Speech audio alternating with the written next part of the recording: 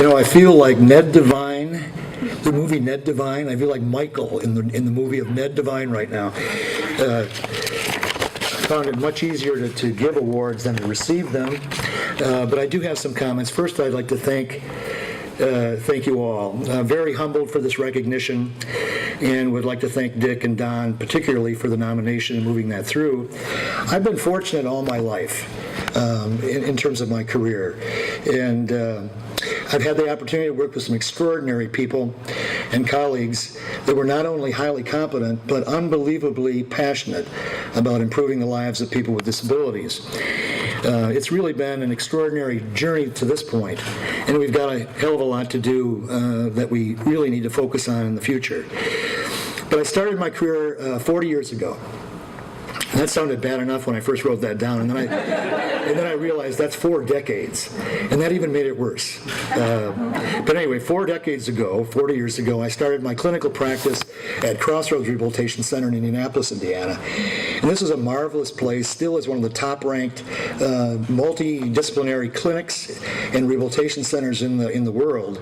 And I had an opportunity to start out as an evaluator and a counselor, and ended up a number of years later as the executive vice president before I went off to doctoral studies.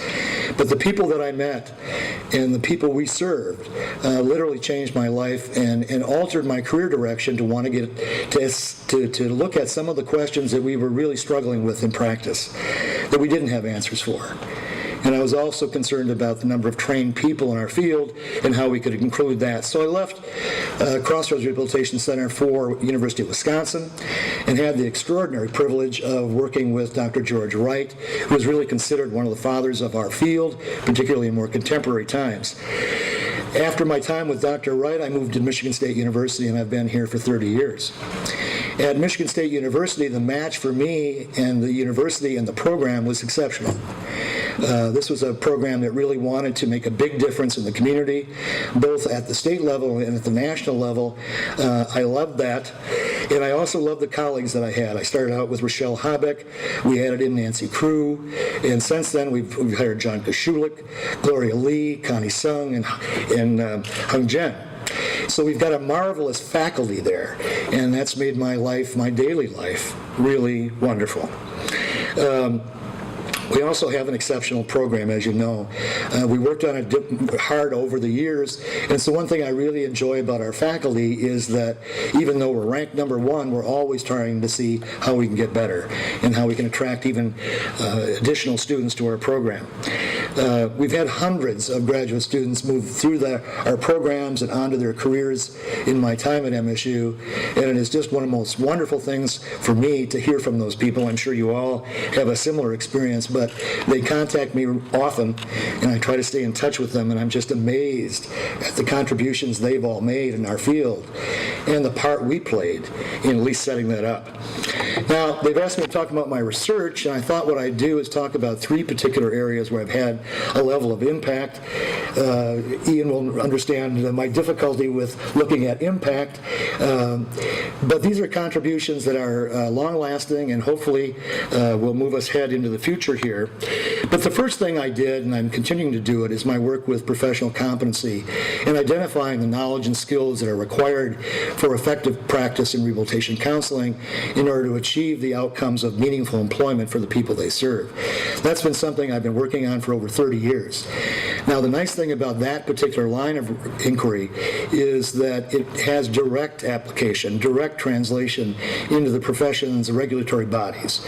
So the results are empirical work that we've done. We've now done 6 of these national studies about every 5 years, and what that's done is set the academic preparation standards, the curriculum standards for core accreditation in our field, and then also been utilized in terms of national certification by CRCC, our certifying body, as not only the standards that they represent, but the specific test specifications of the national certifying exam.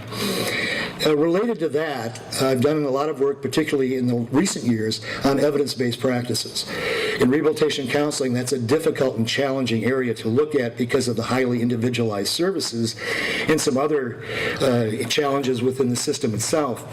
But we've been able to form some really strong working groups and do some really wonderful work in identifying culturally sensitive evidence-based practices that are not only promising but are really making a difference in people's lives relative to independent living and also employment.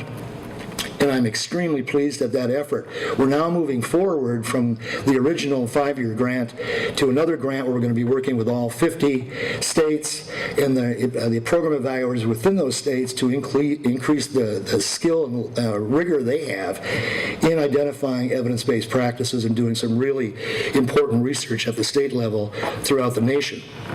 So I'm very pleased with that.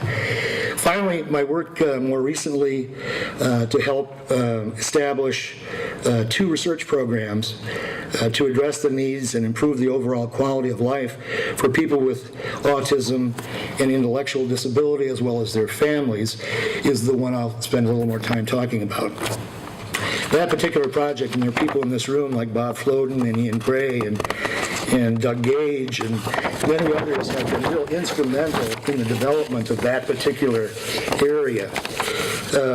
What we've done over the past few years is to expand our research capacity. I co-founded the Doctorate International Research Institute in Dublin that includes a coalition of 17 universities and technology institutes.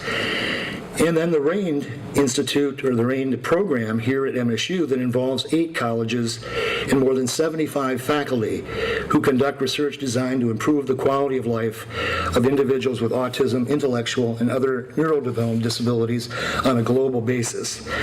Now, the initial success of both Doctorate and RAIND are really quite incredible, and they're related, but they are independent research programs. But both provide multidisciplinary platforms for colleagues to work together on important issues and to go for grants and funding and to really make a difference in the lives of the people that we're targeting to make better. I can't tell you how enjoyable this process has been. We've developed some really important grant structures. We got for the doctorate program, we were funded by the EU Commission, the Marie Curie co-fund grant, and that's allowed us to appoint 40 doctoral students, postdoctoral students, into very critical roles within our partner institutions. So far, we've done about half of those appointments. We've got 20 active projects going on right now for doctoral research all over not only Ireland and all the universities in Ireland, but in the UK with Oxford and Bath and at MSU and UMass Boston. It's going extremely well, highly challenging, but still something we're extremely proud of.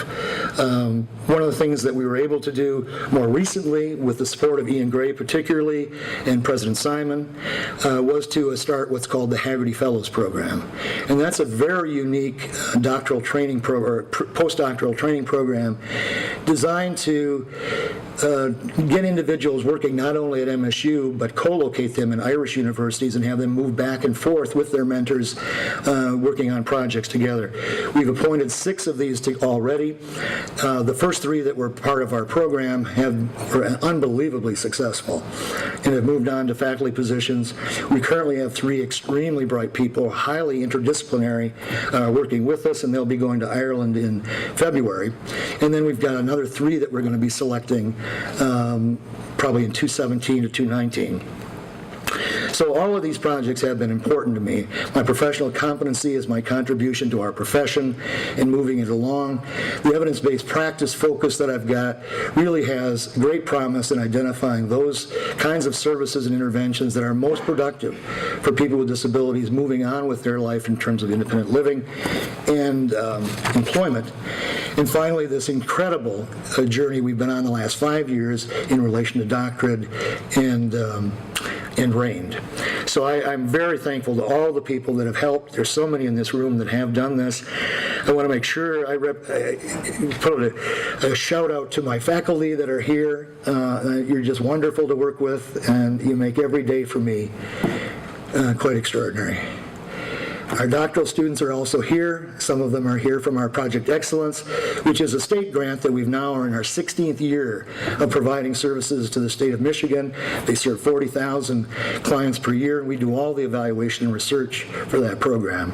So, in closing, I think I'm at my 5 now. In closing, I'd like to thank everyone I've worked with over the years for making me look so damn good. It's really been quite amazing. But I'd also like to thank, a special thank you to my wife Donna, who's down at the end here. Dick called me hard-headed earlier. You all know me, or many of you know me. And what? But sweet. It was sweet, yeah. Donna has endured all this journey with me and had been my great support.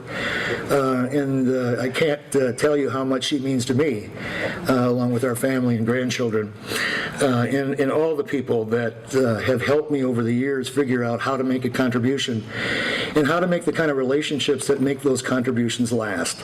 And I think that's a real critical point. It's not just about what you do, but it's about the meaning of what you do and the lasting impact of where you've been. So I hope I've done that, and still much to do in the future. So thank you.